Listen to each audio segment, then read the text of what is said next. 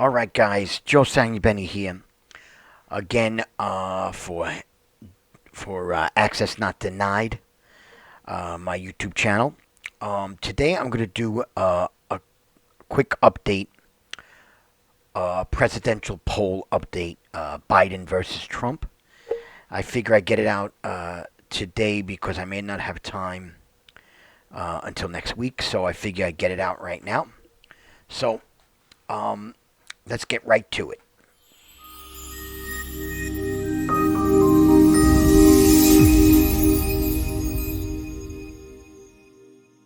All right, guys. So it's August 28th. The Republican National Convention uh, just ended, with Trump making his speech, and I watched a lot of the RNC, and I watched the DNC, the Democrat National Convention, last week. So I'm going to give a take on what we're talking about here in the poll numbers um, since last week, and since Trump did his speech last night. All right, and I'm going to go to my screen right now, and we'll go over it. I think there's some interesting things, and next week I think is going to be an important week, of course. But let's see how this week looked. All right, so let me go switch to my screen. All right, guys. So I'm going to start with Real Clear Politics from last week. And as you can see, Biden was plus 7.6. And that was the week during the Democrat National Convention. So just remember that Biden was plus 7.6. All right, so let's go to our current polls on August 28th, which would happen to be a Friday.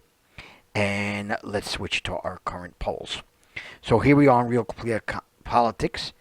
Current polling shows Biden plus 7.1. Okay, so the president is starting to tighten this polling race up. Uh, I don't quite know why, but maybe it's because the protests in the streets, or maybe it's just that in the DNC, Biden maybe wasn't convincing. I don't know, but let's go in and see why this is happening, at least in the pollsters. So Rasmussen, one of the more conservative pollsters, shows that Biden and Trump are almost completely tied. Biden leads by 1 point. Um, you know, this is getting real interesting. Uh, Trump has never got more than 45% of the vote for, so this is pretty important, right? But Biden at 46 is his lowest level of support in any survey. So something is happening. I think there's a sea of change happening, and I have a feeling next week's polls are going to be even tighter.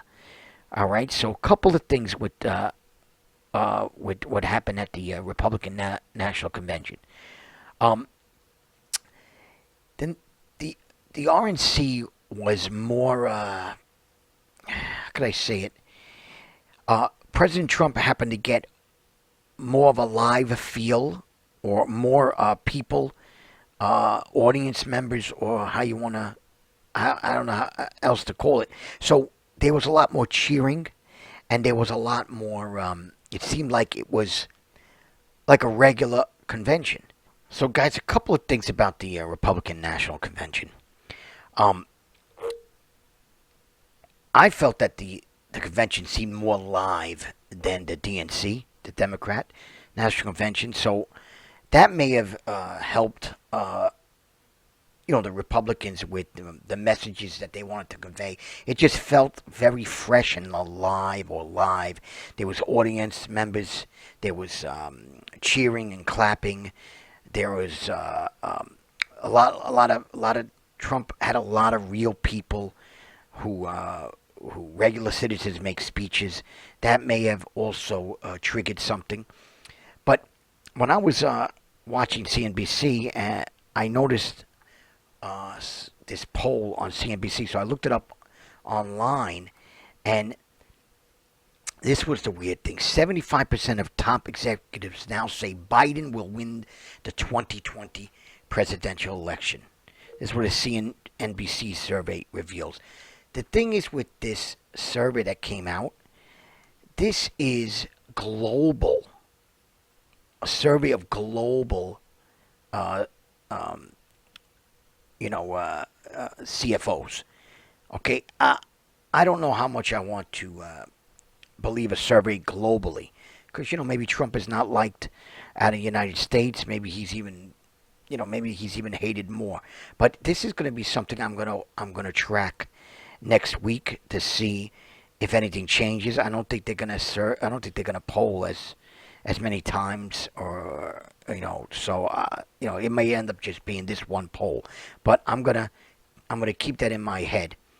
Also, the one thing that was surprised me about the RNC was that the ratings were lower overall than the Democrat National Convention.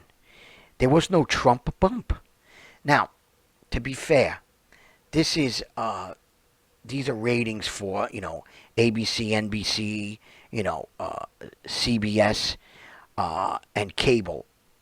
This is not really online ratings, which may be a new thing now, with YouTube and Facebook and online and digital.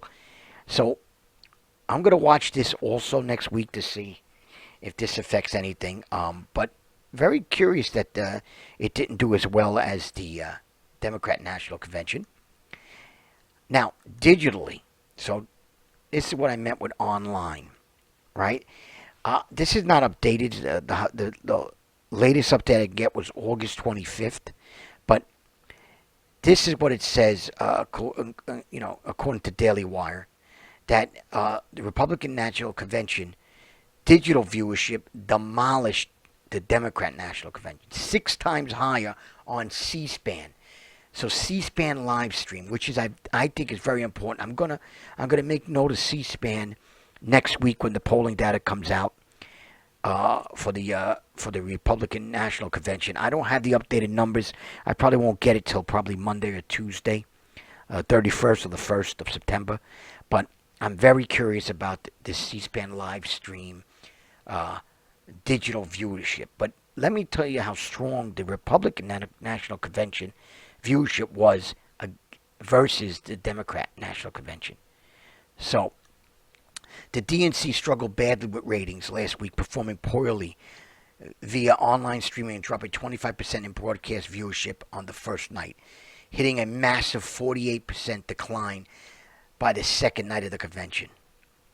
Due to the same coronavirus-related issues facing the GOP, the Republican National Convention was predicted to similarly flail.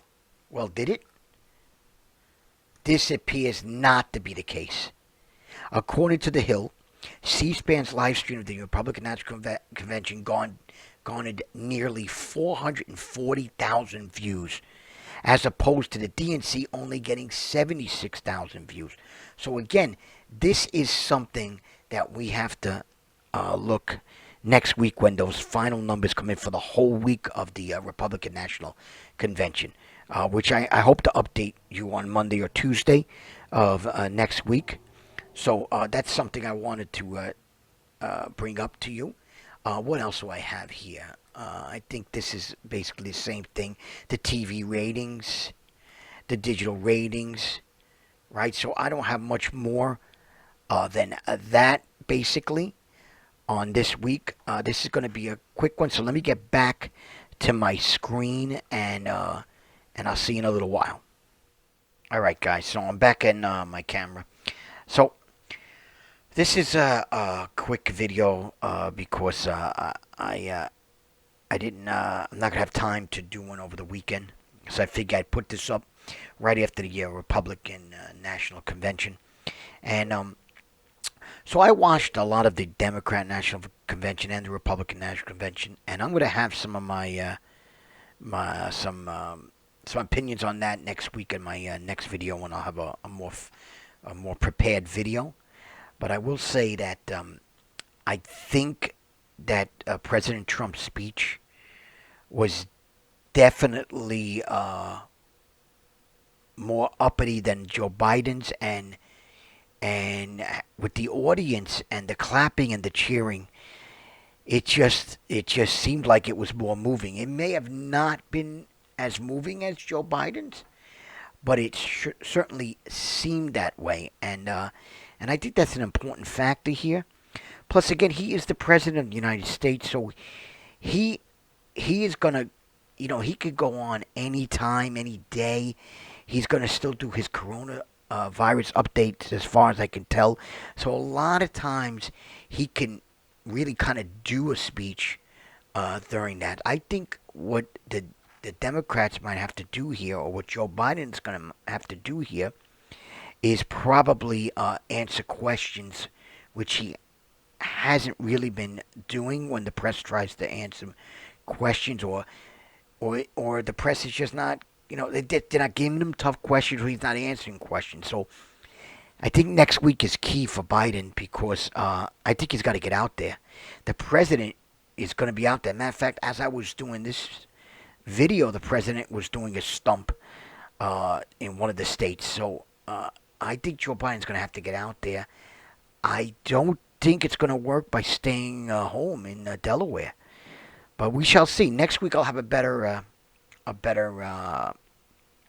take on this. I think I'm going to do a little bit more, look into it a little bit more, and but I wanted to get this out here quick. And so, guys, hopefully you like this video. I know it was a mashup of things real quick, but please like, subscribe, and share, and comment down below, of course. And I'm going to say goodbye. So have a great one, and goodbye.